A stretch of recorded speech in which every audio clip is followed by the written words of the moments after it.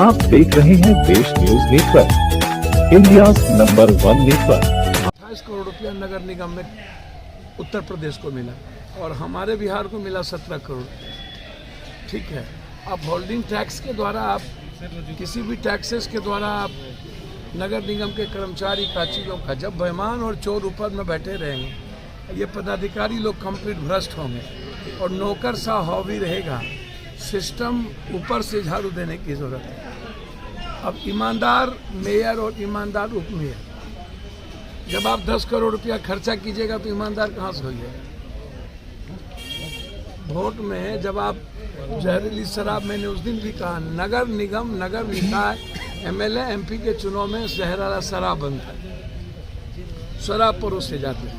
तो शराब पी के और 10 करोड़ रुपया लगा करके आप बहुत ईमानदार नहीं हो सकते।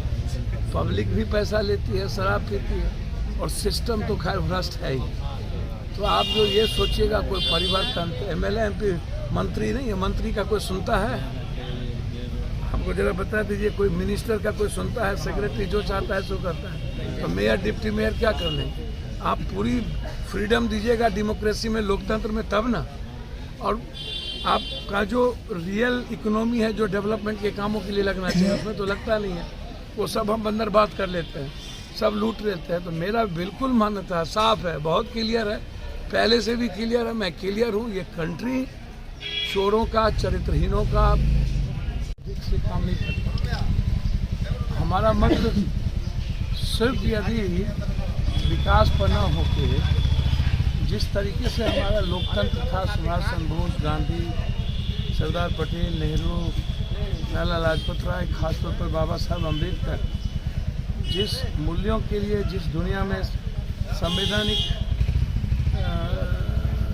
को मानवीय मूल्य के लिए बनाया, वसुधैव कुटुंबकम, सर्वधर्म सार्वभौमिकता, उसमें हम वसुधैव कुटुंबकम तो देखते ही नहीं, सर्वधर्म समभाव तो है ही, सार्वभौमिकता का तो कोई मूल्य ही नहीं है। तो वोट तो आप समझिए कि बस गिरा देना है।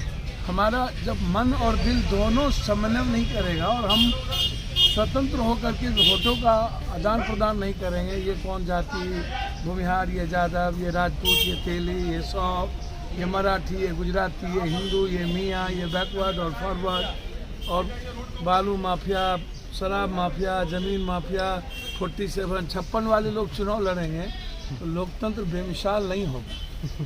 लोकतंत्र के बेमिसाल होने के लिए ऑक्सफोर्ड कॉलेज के लड़कों को आना पड़ेगा। बेमिसाल होने के लिए आपको जेएनयू, बीएचयू और ऐसे लोगों को आना पड़ेगा जो कम से कम जाति, धर्म, मजहब से बहुत दूर हो, जो आम आदमी को इंसान के इंसान समझे। अब तो हम 10-1,000 रुपये पर हमारे मत खरीदे जाते हैं। तो जब 1,000 रुपया, 2,000 रुपया पर हमारा वोट खरीदा जाएगा और हम वोट देंगे ही नफरत के आधार पर, तो आप इसको मान करके चलिए, बहुत क्लियर है कि तब हमारा लोकतंत्र कमज़ोर होता है।